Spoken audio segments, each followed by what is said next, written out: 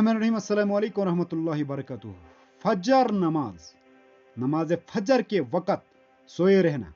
बाज़ लोग फजर की नमाज के वक़्त सोए रहते हैं और ये समझते हैं कि सोए हुए आदमी पर कोई गुनाह नहीं है, वो नमाज को लेट के पढ़ें।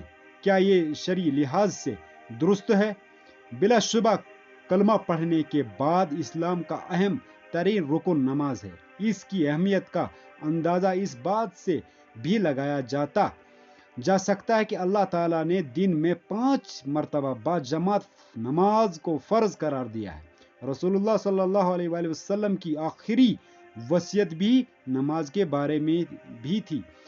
क़यामत के रोज़ सबसे पहले हिसाब भी नमाज का होगा।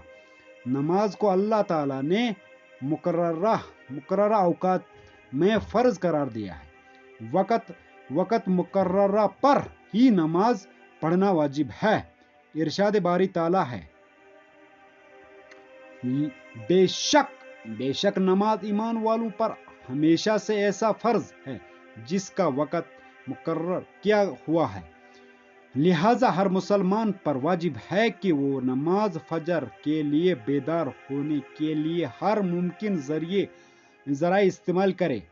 जैसे रात देर तक काम न करें, जल्दी सोएं। अगर नींद गहरी होने की वजह से नमाज के वक़्त पर खुद बेदार नहीं हो सकता तो अलार्म लगाएं। घर वालों को कह दें कि इसे नमाज के लिए उठा दें।